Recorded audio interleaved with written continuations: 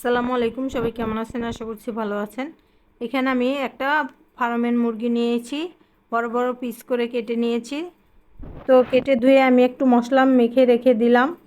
তো এখানে দেখতে পাচ্ছেন একটু তেল গরম করে সেখানে গরম মশলা ফোড়ন দিয়ে পেঁয়াজটা হালকা বেরেস্তা হয়ে এলে দিয়ে দিলাম সেই মাংসটাকে আমি হলুদের গুঁড়া, মরিচের গুঁড়া, আদা রসুন বাটা দিয়ে শুধু মেখে রেখেছিলাম।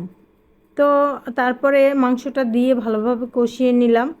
সবাই অবশ্যই শেষ পর্যন্ত ভিডিওটা দেখবেন। অনেকেই আছে ফার্মের মুরগি পছন্দ করে না, কিন্তু এইভাবে রান্না করলে চেটেপুটে খেয়ে নেবে। তো মাংসটা সিদ্ধ হতে হতে আমি এখানে একটু পেঁয়াজ পাতা কেটে নেব। এই মাংসের মূলত এই পেঁয়াজ পাতাটাই স্বাদ হবে। আমি কিভাবে দিব সেটা দেখেন। অবশ্যই ভিডিও ভালো লাগলে লাইক কমেন্ট শেয়ার করে দিবেন। তো আমি পেঁয়াজ পাতাগুলো ধুয়ে কেটেছিলাম। তারপরে আমি মাংস যখন হয়ে আসবে তারপর নামানোর আগে আরেকটু মশলা আর এই পেঁয়াজ পাতা অ্যাড করে মাংসটাকে রান্না করে দিব। তো এই পেঁয়াজ পাতাটা দেওয়ার কারণে মাংসের স্বাদ এই তো দেখতে পেলেন। তা আমার মাংস সিদ্ধ হয়ে গেছে, কষা কষা একটা ভাব থাকবে।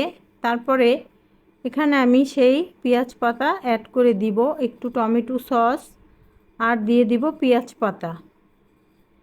তো এই মূলত সস আর এই পেঁয়াজ পাতাটা দেওয়ার কারণে কেউ বুঝতেই পারবে না যে এটা